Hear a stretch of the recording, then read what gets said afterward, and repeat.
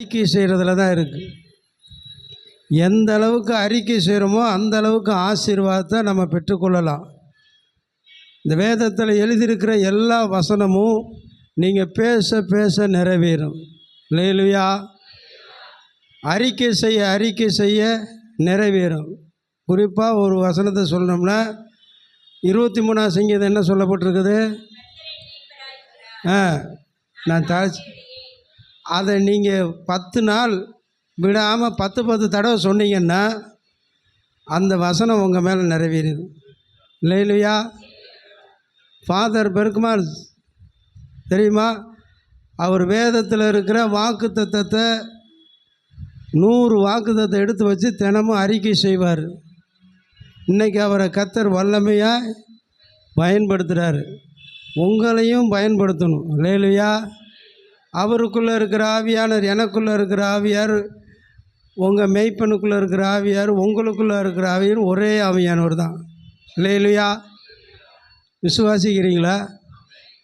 அவருக்குள்ளே முழுசாகவும் உங்களுக்குள்ளே கால்வாசியும் இருக்க மாட்டார். ஆவியானவர் எப்படி இருக்கிறாரு? கிருபையினாலும் சத்தியத்தினால் நிறைந்தவராய் உங்களுக்குள்ளே வாசம் பண்ணுகிறார். அந்த தெய்வத்தை தான் நாம் ஆராதிக்கிறோம். அப்போ நம்ம என்ன செய்யணுமா? விசுவாசம் அதிகமாக இருக்கணும். இல்லையா? சரி, கர்த்தர் கொடுத்த வார்த்தையை, எனக்கு கொடுத்த வார்த்தையை நான் உங்களுக்கு சொல்கிறேன்.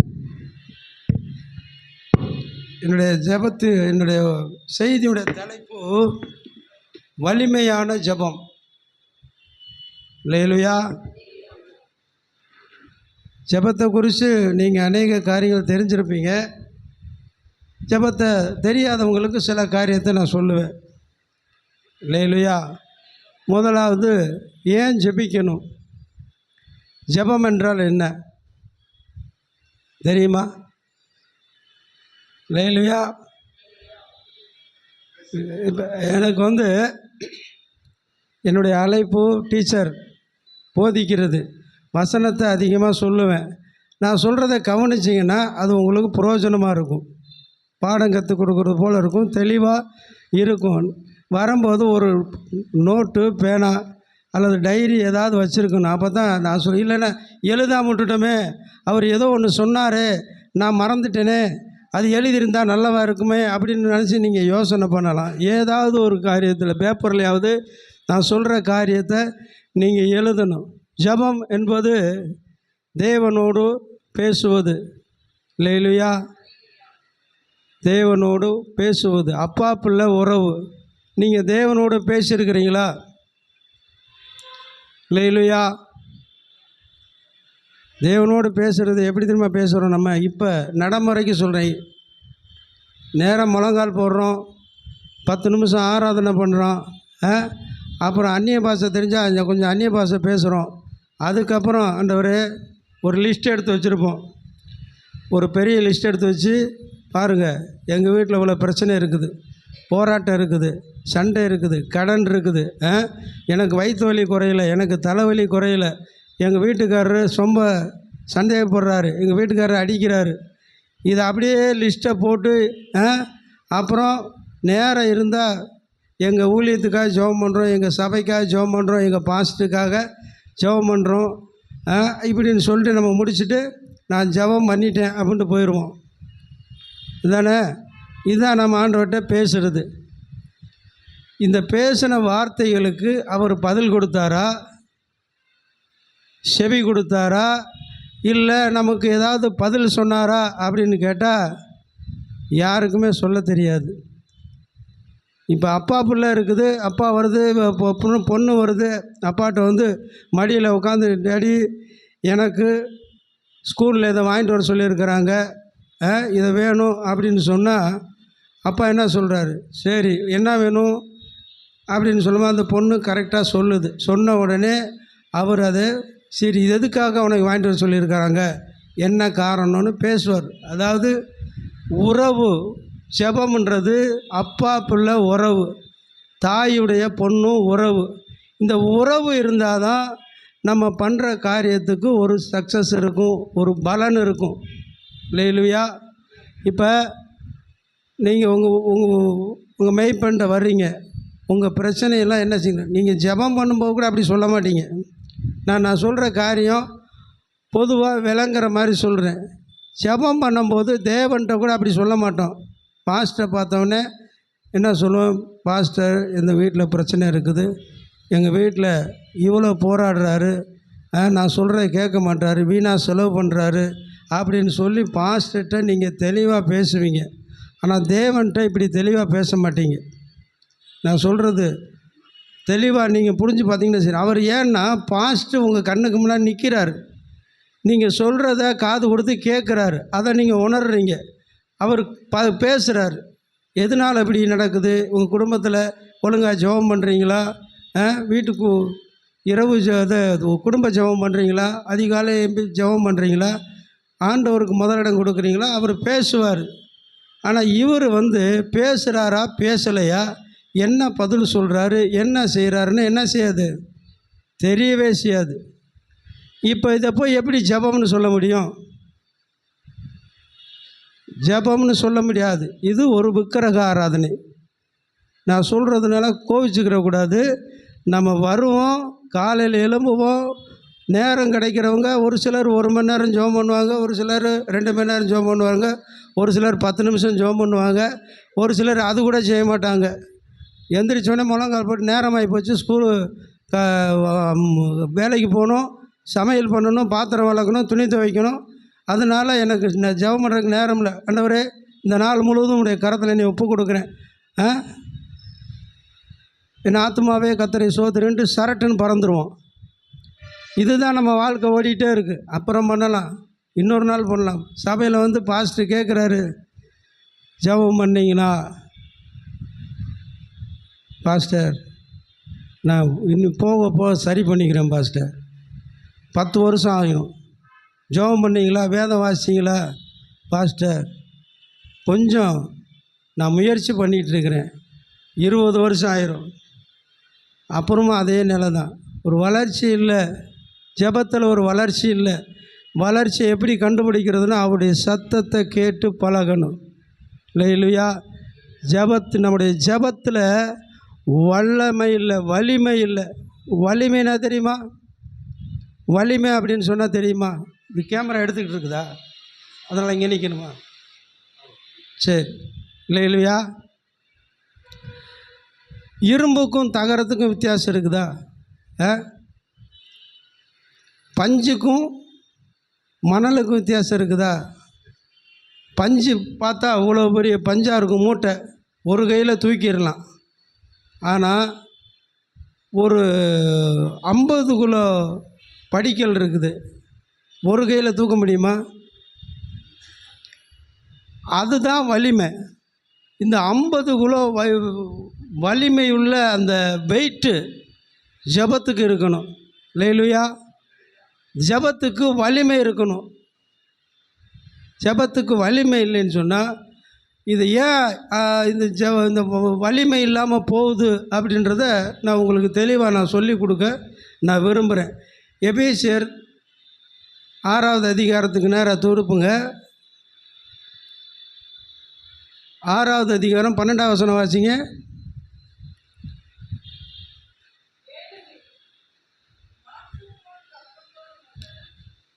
மாம்சத்தோடும் இரத்தத்தோடும் அல்ல, துரைத்தனங்களோடும் அதிகாரங்களோடும் இப்பிரபஞ்சத்தின் அந்தகார லோகாதிபதிகளோடும் வான மண்டலங்களில் உள்ள பொல்லாத சேனைகளின் ஆவிகளோடும் நமக்கு போராட்டம் உண்டு. தீங்கு நாளில்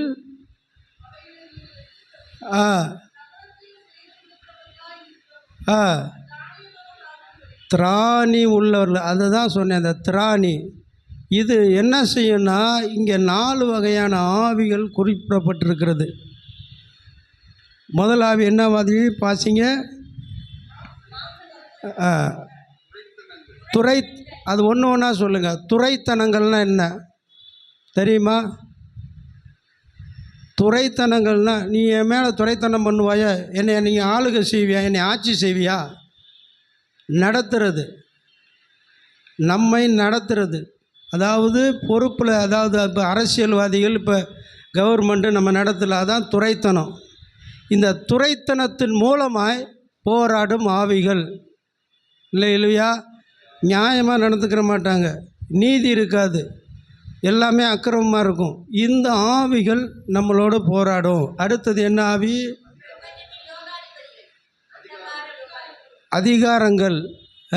இந்த பூமியில் இருக்கிற எல்லா போலீஸுக்கு ஒரு அதிகாரம் இருக்குது, பிரைம் மினிஸ்டருக்கு ஒரு அதிகாரம் இருக்குது, கவுன்சிலருக்கு ஒரு அதிகாரம் இருக்குது, நீதிபதிக்கு ஒரு அதிகாரம், எல்லா கையில் ஒவ்வொரு அதிகாரம் இருக்குது. இந்த அதிகாரத்தின் மூலமாக செயல்படுகிற ஆவிகள். அடுத்தது இப்பிரபஞ்சத்தின் அந்தகார லோகாதி. இது அசுத்த ஆவிகளின் கூட்டம். இது என்ன செய்யணும்னா, இப்பிரபஞ்சம் உலகத்தின் ஆவியோடு சேர்ந்து, உலக ஆவின்னு சொல்கிறோம்ல, உலகத்திலும் உலகத்தில் உள்ளவைகளிலும் அன்பு கூறாதிருங்கள். உலகத்தில் என்ன இருக்குது? பொல்லாங்கனுக்குள்ளே கிடக்குது.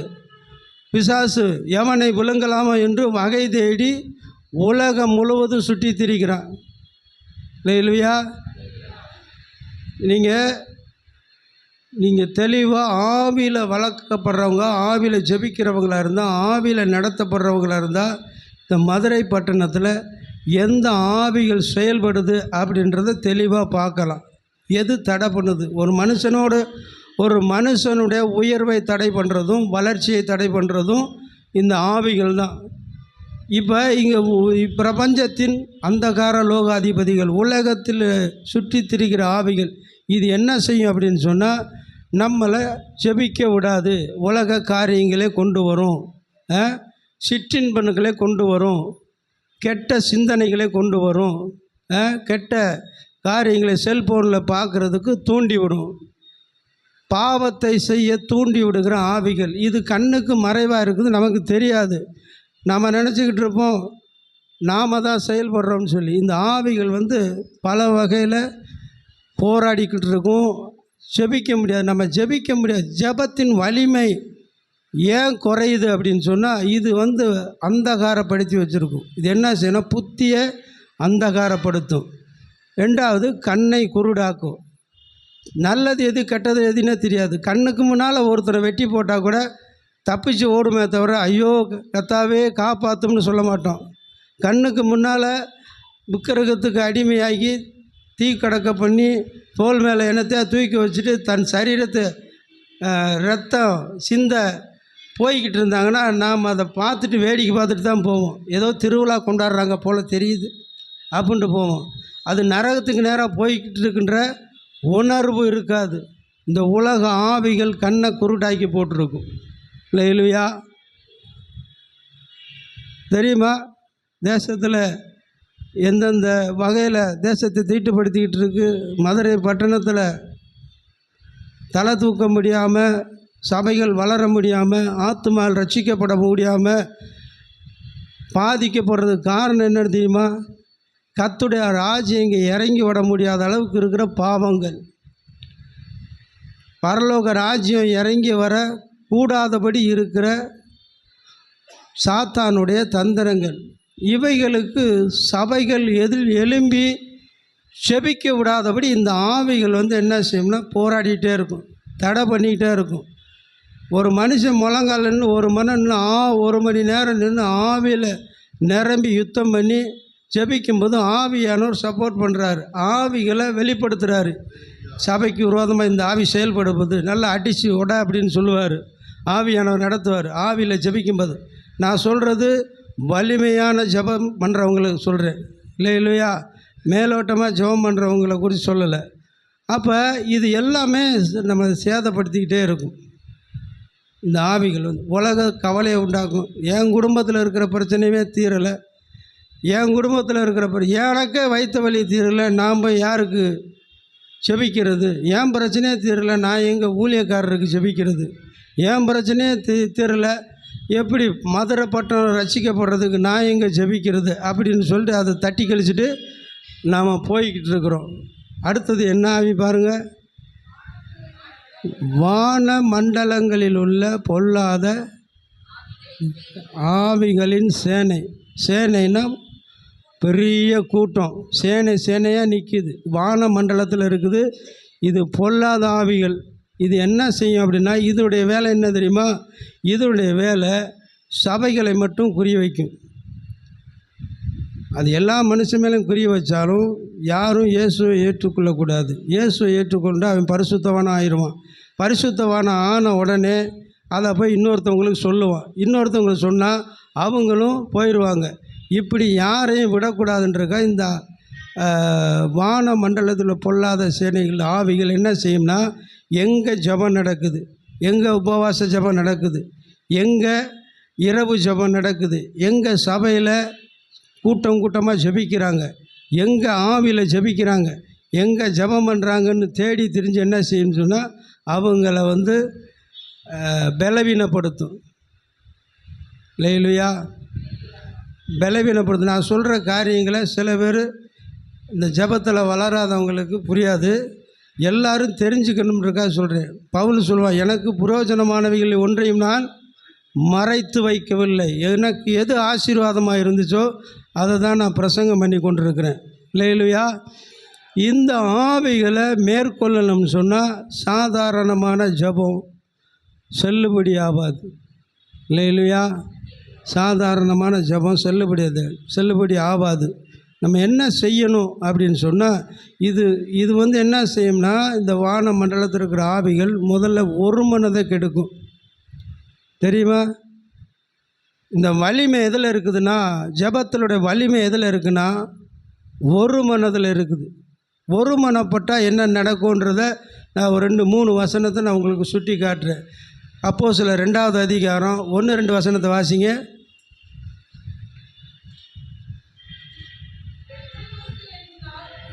நாள் வந்தபோது இந்த வசனத்தை சொல்லும்போது யாராவது வாசிக்கும்போது எல்லாம் கவனமாக கேட்கணும். என்ன பண்ணினாங்க? ஒருமனப்பட்டு ஓரிடத்தில் வந்திருந்தார்கள்.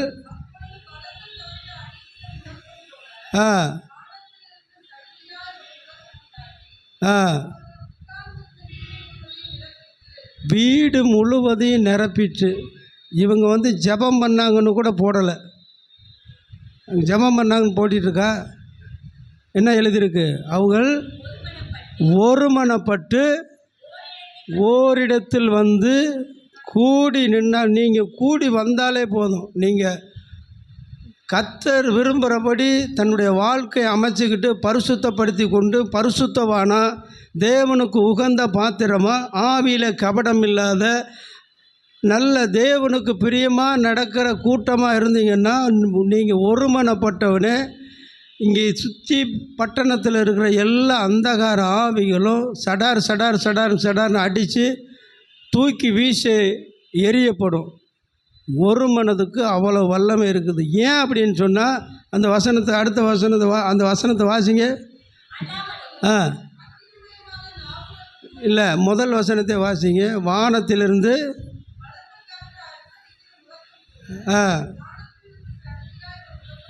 ஒரு முழக்கம் உண்டாகி வீடு முழுவதையும் நிரப்பிட்டு. ஒருமனப்பட்டால் வானத்திலிருந்து பலத்த காற்று வீசணும்.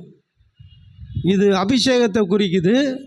எல்லாரையும் நிரப்பணும், ஒரு அசைவு உண்டாக்கணும், ஒரு மாற்றத்தை உண்டாக்கணும். எல்லார் மேலே அந்த அக்கினிமயமான நாவுகள் இறங்குனது.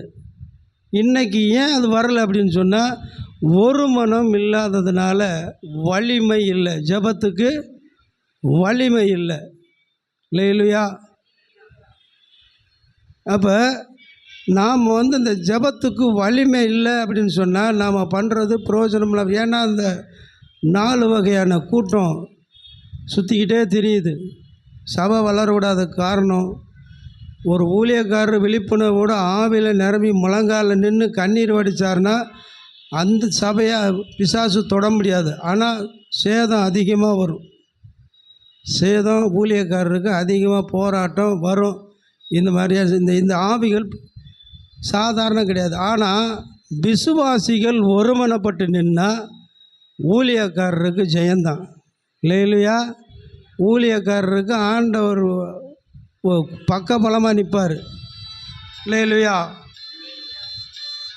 நான் சொல்கிற வார்த்தையை நீங்கள் கவனமாக கேளுங்க. இப்போ இந்த ஒரு மனம் வந்துச்சுன்னா நம்ம என்ன செய்வோம் அப்படின்னு சொன்னால், முதல்ல ஊழியக்காரருக்காக ஜெபம் பண்ணுவோம். ஊழியக்காரருக்காக ஏன் ஜெபிக்கணும், நான் சுருக்கமாக சொல்லிவிட்டு சில காரியங்களை உங்களுக்கு விவரித்து சொல்ல விரும்புகிறேன். சில சொல்ல வேண்டிய காரியத்தை நான் சொல்கிறேன். ஏன் கர்த்தர் ஒரு மனதை விரும்புகிறாரு? ஜெபத்தில் வல்லமையை கொடுக்கறதுக்கு. இப்போ விசுவாசிகள் ஒருமனப்பட்டு வந்துட்டாங்கன்னு சொன்னால் என்ன செய்வாங்க அப்படின்றத நம்ம பார்க்கலாம். யாத்திராகமும் 17வது அதிகாரம் 8வது வசனத்திலேருந்து வாசிங்க.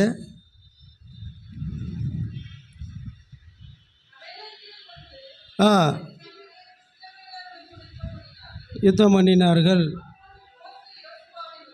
ஆ ஆ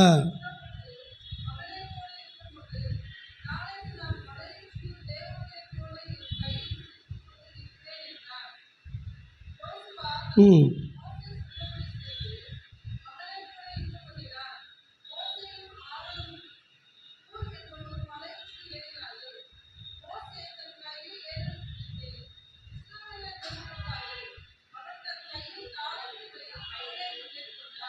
அமலேக்கு மேற்கொண்டான். அமலேக்கு உலகத்தில் இருக்கிற ஆவிகள், சபையை கெடுக்கிற ஆவிகள், யுத்தம் பண்ணுற ஆவிகள் என்ன செய்யும்? சபையை வளரவிடாதபடி கெடுக்கிறது. இங்கே மோசே சொல்கிறான், நமக்காக என்ன சொல்கிறான்? மனிதர்களை தெரிந்து கொண்டு யுத்தம் பண்ணுறதுக்கு ஆட்களை நிரப்பு அப்படின்னு சொல்கிறான். இந்த யுத்தம் பண்ணுற ஆள் யார்? ஜெபிக்கிற விசுவாசிகள், சபை மக்கள். அப்போ இவங்க ஒரு பக்கம் நிற்கிறாங்க. இவங்களுக்கு பலன் வேணும். சாதாரண பலன் கிடைக்காது. இந்த பலன் எங்கேருந்து வருதுன்றதை நம்ம பார்க்கலாம். அப்போ அடுத்த வசனத்தை வாங்கிச்சிங்க. ஆ ஆ ஆ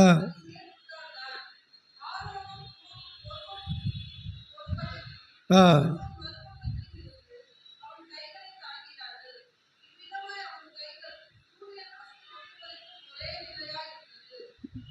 ஒரே நிலையாக இருந்தது. அதுக்கப்புறம் என்ன நடந்துச்சு? ஆ ஆ இது எப்படிங்க நடந்துச்சு? முதல்ல இவங்க மேற்கொண்டாங்க. மோசேயுடைய கை உயர்த்தப்படும் போது இவங்களுக்கு அந்த பலன் எப்படி வந்துச்சு? இது கர்த்தர் கற்றுக் கொடுக்குற ஒரு காரியம்.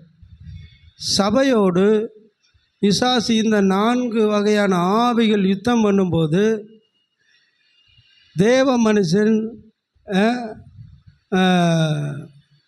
மந்தையின் தலைவன் தேவனுக்கு முன்பாக நிற்கணும். அப்படி நிற்கும்போது யோசுவாவுக்கு பலன் வருது. பட்டய கருக்க எடுத்து வெற்ற அளவுக்கு அமலேக்கு அழிக்கப்படுறாங்க. அப்போ இந்த மோசேக்கு பலன் வேணும்ல. மோசேக்கு பலன் எங்கேருந்து வருது? அல்லேலூயா. ஆரோனும் ஊரும் இது ஒரு வகையாக சபை மக்கள். வேறு எங்கேயும் ஆண்டவர் எங்கேயும் ஆளை தேட சொல்லலை. ஆரோனும் ஊரும் சபை மக்கள். இவங்க எந்த அளவுக்கு ஜெபிக்கிறாங்களோ அந்த அளவுக்கு மோசேக்கு வல்லமை கிடைக்குது. அந்த வல்லமை அந்த கிடைக்கிறதுனால தான் கரம் வானத்தை நோக்கி இருக்கும்போது, தேவனை நோக்கி இருக்கும்போது கர்த்தர் ஒத்தாசையை அனுப்புகிறாரு. யாருடைய முகத்தை ஆண்டவர் பார்க்குறாரு? யாருடைய முகத்தை பார்த்து உதவி செய்கிறாரு? மோசையுடைய முகத்தை பார்த்து உதவி செய்கிறாரு. அப்போ அந்த மோசை முக்கியம் தானே? ஒரு மோசை முக்கியம், ஒரு தலைவன் முக்கியம், ஒரு மேய்ப்பன் முக்கியம். சபையோட மேய்ப்பன் ரொம்ப ரொம்ப முக்கியம். அது அதுக்காக நம்ம செபிக்கும் பொழுது அவர் வேலை கர்த்தருடைய வல்லமை இறங்குது. இதை வச்சு தான் சபை ஆசீர்வதிக்கப்படுது. இல்லைன்னா சபை முடக்கப்பட்டு போவோம். அமலேக்கு மேற்கொள்ளுவோம். இந்த காரியத்தில் நாம் என்ன செய்யணும்? இந்த வலிமை வேணும் அப்படின்னு சொன்ன இந்த வல்லமை வேணும். இது வல்லமை சாதாரணமாக நமக்கு ஆண்டவரே எனக்கு வல்லமை வேணும், எனக்கு வலிமையாக ஜெபிக்கிறதுக்கு கிருபை கொடுங்கன்னா அதெல்லாம் நடக்காது. கர்த்தர் வேதத்தில் என்ன எழுதி வச்சுருக்கிறாரோ அந்த காரியத்தின்படி செயல்படும்போது நமக்கு அந்த வல்லமை கிடைக்குது. இல்லையா? நல்லா புரிஞ்சுக்குங்க. ஒரு தலைவன் எப்படி இருக்கிறானோ அந்த தலைவனை போல தான் கீழே இருக்கிற எல்லாருமே இருப்பாங்க. அவர் யுத்த வீரனாக இருந்தால் எல்லோரும் யுத்த வீரனாக இருப்பாங்க. அவர் பாட்டு பாடுறவராக இருந்தால் எல்லாம் பாட்டு பாடுறவங்களாக இருப்பாங்க. ஒரு சபைக்கு போயிருந்தேன், ஒரு திருப்பூரில். அந்த சபையில் அந்த பாஸ்டர் மேடையில் ஏறி டான்ஸ் தான் ஆடுவார். நல்லா பாட்டு பாடி டான்ஸ் ஆடிட்டே இருப்பார். அந்த சபைகள் எல்லாமே ஆடுறாங்க, எல்லாமே டான்ஸ் ஆடுறாங்க. நான் போயிருந்தது வசன பண்டிகைன்னு சொல்லியிருந்தாங்க. ஒருத்தர் கூப்பிட்டு போயிருந்தார், நீங்கள் பாருங்கள் வசன பண்டிகை அப்படின்னு. சரி, வசனம்னா நமக்கு பிரயோஜனமாக இருக்கும்னு போனேன். அங்கே போனால் அவர் நல்லா டான்ஸ் ஆடுறார். மேடையிலேருந்து அப்படி நல்லா ஆடுறாரு. ஆடுறது தப்பு கிடையாது, தாவீது நடனம் பண்ணான். ஆனால் எல்லாமே ஆடுறாங்க. நான் அதை பற்றி கண்டுபிடிச்சேன், ஒரு தலைவன் எப்படி இருக்கிறானோ அப்படி தான் விசுவாசி இருப்பாங்க. இல்லையா? உங்களுக்கு கொடுக்கப்பட்டிருக்கிற தலைவனுக்கு நீங்கள் கர்த்தருக்கு நன்றி சொல்லணும். நல்ல ஜெபிக்கிற ஒரு தேவ மனிதன். அதனால தான் எனக்கு இங்கே வரணும்னா ஒரு ஆசை. இல்லையா? ஜெப பிரசன்னம் உள்ளவர், ஜெபிக்கணும்னு வாஞ்ச உள்ளவர், ஜெப வாசனை இருந்துச்சுன்னா தான் கர்த்தர் கூட இருப்பார். இல்லையா? அவருக்காக நீங்கள் ஜெபிக்கணும். எங்கள் சபையிலலாம் எங்கள் பாஸ்டருக்கு எனக்கு ஆண்டவர் பல இடத்துல என்னை உருவாக்கியிருக்கார். நான் ரசிக்கப்பட்டது ஒரு சபை, பாஸ்டர் மோகன்ராஜன் சபையில் ரசிக்கப்பட்ட அவர் தான் ஞானஸ்தானம் கொடுத்தார். அந்த பாஸ்டர் கீழே தான் எங்கள் பாஸ்டர் இருந்தார். முழங்கால் யுத்தம் ஜோசப் பாஸ்டர். அவர் அந்த சபையில் தான் அவர் வளர்ந்தார். அவர்கிட்ட அவர் ஞானஸ்தானம் எடுத்தார். அவர் நல்லா கண்டிப்பாக வளர்ப்பார், நல்ல கற்றுக் கொடுப்பார். ஆலயத்துக்கு லேட்டாக வந்தால் உடனே எல்லாருக்கு முன்னால் எழுப்பி விட்டு சத்தம் போடுவார். 10 நிமிஷம் லேட்டானாவே எல்லாத்தையும் எழுப்பிவிட்டு ஏன் 10 நிமிஷம் லேட்டு அப்படின்வார். ஏதாவது ஒன்று சொல்லுவாங்க. இப்படி போய் வேலை செய்கிற இடத்துல சொன்னால் விட்டுருவாங்களா? 10 நிமிஷம் லேட் ஆகி போச்சுன்னு சொன்னால் ஒன்று சம்பளம் கட்டாங்க, இல்லைன்னா கேட்டை பூட்டிடுவாங்க. இன்னொன்று, பரலோகத்தில் கேட்டை பூட்டிட்டா என்ன செய்யணும்? அவர் அதை குறித்தே தான் பேசுவார். நீ இப்படி போனால் கடைசியில் இப்படி போனால் நரகத்துக்கு தான் ஏமாந்து போயிடுவார், இப்போயே உன்னை சரி பண்ணிக்கன்னுவார். அப்படி வளர்ந்தவங்க நாங்கள். இல்லையா? ஆனால் பாருங்கள், ஒரு தலைவன் எப்படி கரெக்டாக இருக்கும்போது அந்த தலைவனுக்குள்ள எல்லாருமே அவரை கற்றுக் கொடுத்தவரும் அப்படி தான் இருந்தார். அவர் என்ன செய்வார்னு சொன்னால் எல்லா விஷயத்திலும் மூஞ்சி பார்க்காம பேசுவார், முகம் பார்க்காம பேசுவார், நல்லா திட்டமாட்டார். இப்படி லேட்டாக வந்தால் லேட்டாக வரைய இப்படி போய் நீ உன் கம்பெனி மேனேஜருக்கு முன்னால் போய் லேட்டாக போய் நிற்பியா? உடைய மெச்சிக்கிடுவாரா? லேட்டாக வரையன்னு சொல்லி உன் மேலே ரிமார்க் எழுதி வைப்பாங்க. ஆண்டவர் அதை காட்டிலும் கேவலமாக போயிட்டார், உனக்கு கர்த்தரை இவ்வளோ கனவீனம் பண்ணிறியே அப்படின்னு சொல்லுவார். அப்படி கற்றுக் கொடுத்தா தேவ மனுஷன். ஆனால் அவருக்காக செபிக்கிறதுக்கு ஒரு கூட்டம் இருக்குது. ஏன்னா முழங்கால் யுத்தம்னு சொன்னால் தேசத்தில் இருக்கிற சபைகளை மறுரூபமாக்குறதுக்கு தேவனால் எழுப்பி கொடுத்தப்பட்ட பாத்திரம். அது பிசாசுடைய கண்ணு சும்மா இருக்காது, எப்படியாவது அடித்து உடைக்கணும்னு குறியெல்லாம் எதில் இருக்கும்னு சொன்னால் அந்த தரிசனம் பெற்றவங்க மேலே தான் இருக்கும். இதுக்காக சபையில் பெண்கள் இன்றைக்கும் ஜெபம் பண்ணுறாங்க. அவருக்காக மாத்திரம் ஜெபிக்கிற ஒரு கூட்டம். இல்லையா? அவருக்காக மாத்திரம் தனியாக ஜெபம் பண்ணிட்டு போவாங்க ஒரு கூட்டம் பெண்கள். அதுக்குன்னு இருக்கிறாங்க, அர்ப்பணித்து பொருத்தனை பண்ணி நிற்கிறாங்க. அதனால தான் அந்த ஊழியம் நிற்கிது, அந்த ஊழியக்காரர் பாதுகாப்பாக இருக்கிறாரு. இல்லையா?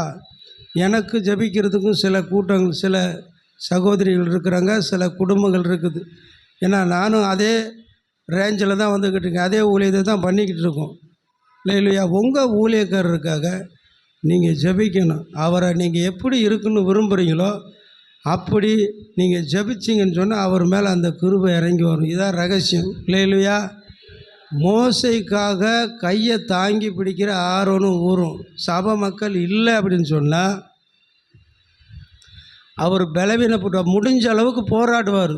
அபிஷேகத்தை வச்சு போராடி என்ன செயல்படுவார். அந்த வலிமை வேணும்ல. இந்த வலிமை எங்கேருந்து வருது? சபை மக்கள்கிட்ட இருந்து தான் வருது. இன்னொரு காரியத்தை பார்ப்போம். அப்போஸ்தலர் 12வது அதிகாரம்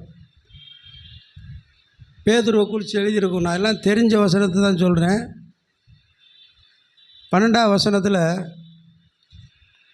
வாசிங்க. பேதுருவை சிறைச்சாலையில் வச்சுட்டாங்க. சபை அது மக்கள் ஒரு வீட்டுக்குள்ளே கூடி ஜெபிக்கிறாங்க.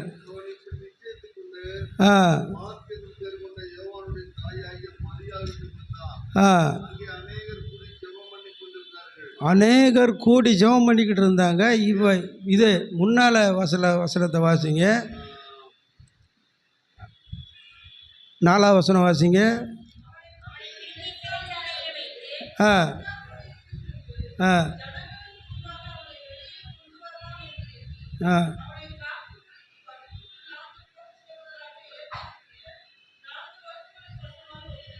ஒப்புவித்தான். எதுக்கு அப்படின்னு சொன்னால், முதல்ல யாக்கோப்பு என்ன செஞ்சாங்க? வெட்டி கொலை செஞ்சிட்டாங்க. இவனையும் வெட்டி கொலை செய்யணும்னு சிறைச்சாலையில் அடைச்சி வச்சுட்டாங்க. சபை மக்கள் ஜெபிக்கிறாங்க. ஜெபிச்சதுனால தூதனை அனுப்பி காப்பாற்றுறாரு. ஜெபிக்கலைன்னா என்ன இருக்கும்? வெட்டி இருப்பாங்க. இப்படி தான் தேசத்தில் நடந்துக்கிட்டு இருக்கு. இப்போ சபைகளில் இப்படி தான் நடந்துக்கிட்டு இருக்கு. இல்லையா? ஜெபம் பண்ணுனா கர்த்தர் கிரியை செய்கிறாரு, தூதனை அனுப்பி உதவி செய்கிறாரு. ஆனால் ஜெபிக்கலை அப்படின்னு சொன்னால் என்ன நடக்குது? ஜெபிக்கலைன்னு சொன்னால் பாதிப்பு உண்டாகுது. ஜெபிக்கிறவங்களுக்கு ஆண்டவர் கிரியை செய்கிறார். அப்போ ஆண்டவர் என்ன செஞ்சார்? ஒரு தூதனை அனுப்பி 4 அடுக்கு கதவெல்லாம் பூட்டி தான் இருக்குது. இவங்க போனால் தானாக திறக்குது, ஆனால் திரும்பி தானாக பூட்டிக்கிறது. கர்த்தர் அதிசயமான காரியங்களை செய்கிறாரு. தூதனை வச்சு விடுதலையாக்கி கொண்டு வராரு. இப்போ ஜெபத்துடைய வல்லமைக்கு காரணம் என்ன? சபை மக்கள் என்ன செஞ்சாங்க? ஒரு மனமாக ஊக்கமாக ஜெபம் பண்ணாங்க. அந்த வசனத்தை வாசிங்க. 5வது வசனம்.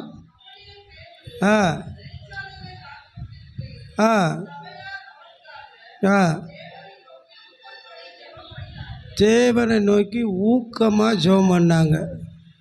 இல்லையா? அது என்னங்க ஊக்கமான ஜெபம்? ஊக்கமாக ஜெபம் பண்ணாங்களாம்.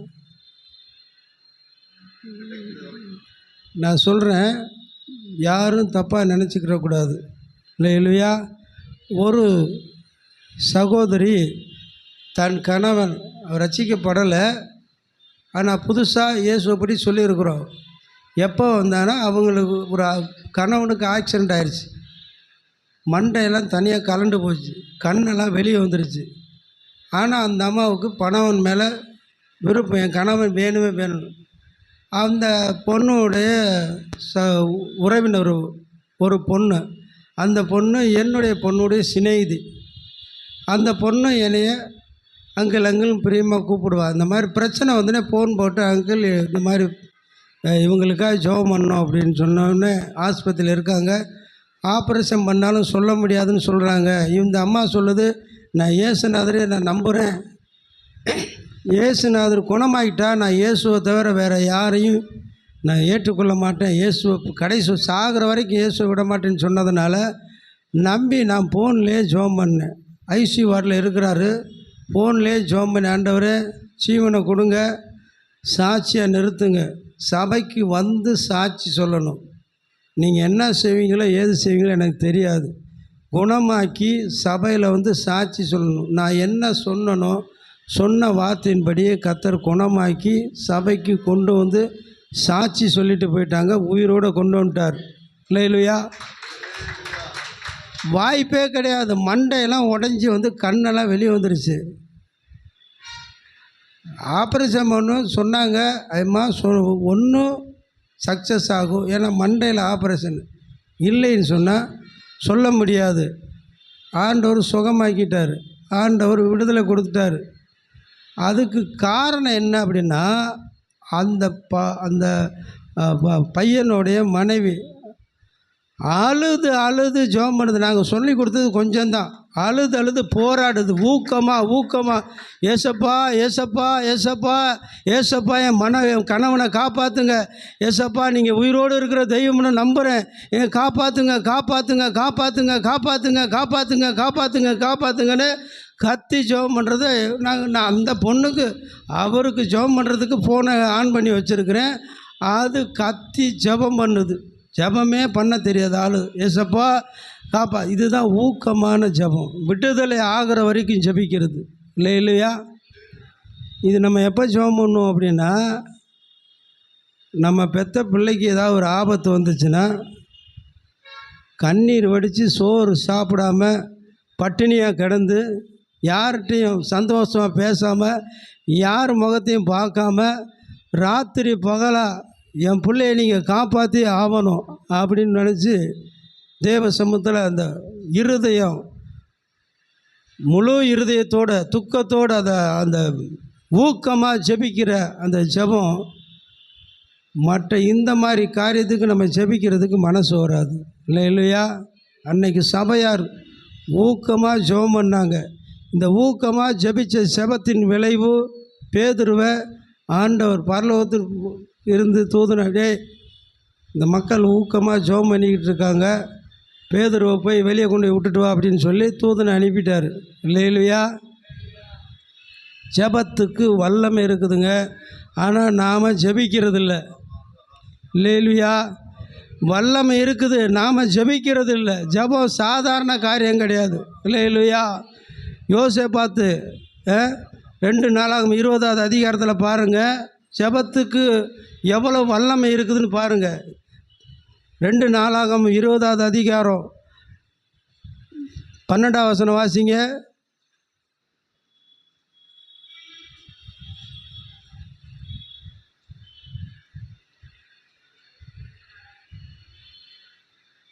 வாசிங்க 2 நாளாகும்.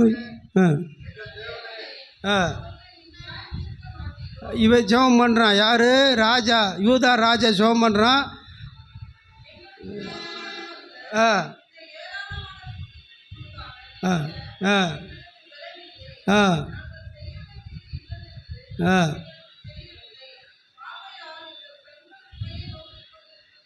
எங்கள் கண்கள் உண்மையை நோக்கி கொண்டிருக்கிறது என்று சொன்னான். இவன் சொன்னால் முதல் வசனத்தை வாசிங்க, ஏன் சொன்னான்னு. முதல் வசனம், மோவா புத்திரரும் அம்மேன் புத்திரரும் அம்மியோனரையும்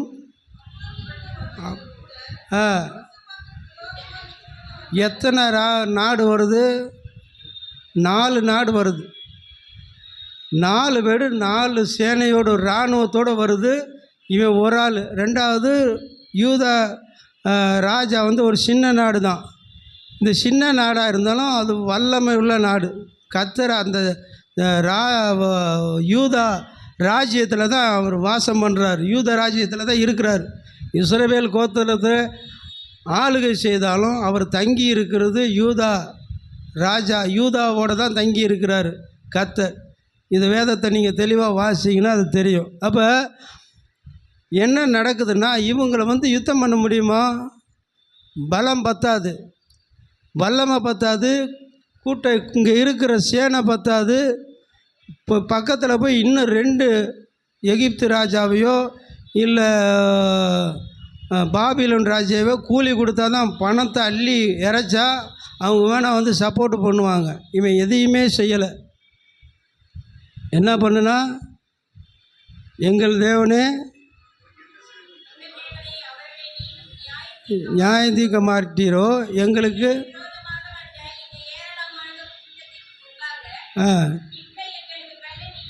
நிற்க பலன் இல்லை.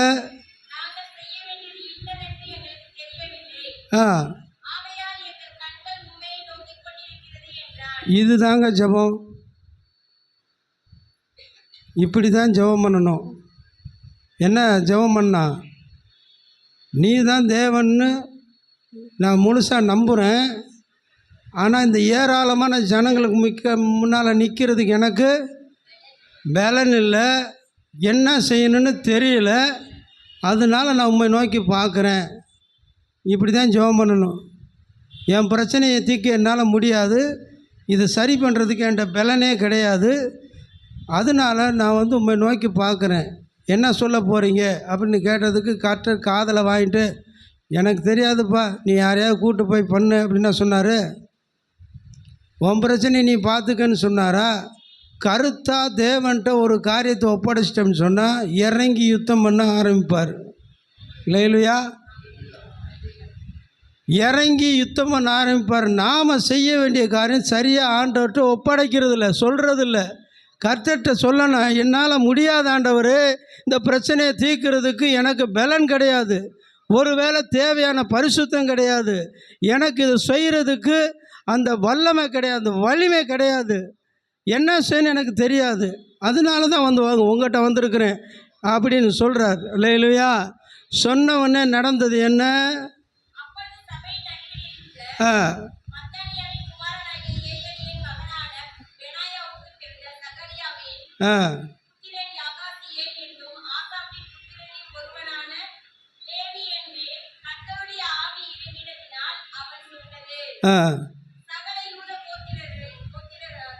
கோத்திரத்தாரு,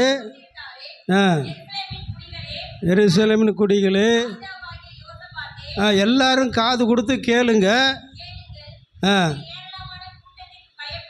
அந்த கூட்டத்தை குறித்து கவலைப்படாதீங்க, பயப்படாதீங்க, கலங்காதீங்க. அடுத்து என்ன நடக்க போன்றதை பாருங்கள். இந்த ஏன்னா எல்லாத்தையும் கொண்டு வந்து அங்கே ஒப்படைச்சிட்டான். எல்லாத்தையும் என்ன செஞ்சிட்டான்?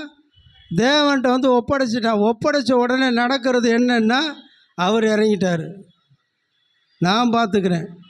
இல்லையா? இதை நான் வாசிக்கும்போது எனக்கு ஒரு காரியம் நினப்புக்கு வரும். நான் இந்த மதுரை பட்டணத்தில் இருந்து வந்தால் நிறைய எம்ஜிஆர் படம் பார்ப்பேன். நீங்கள் தப்பாக நினைக்கக்கூடாது, இதை பேசக்கூடாது.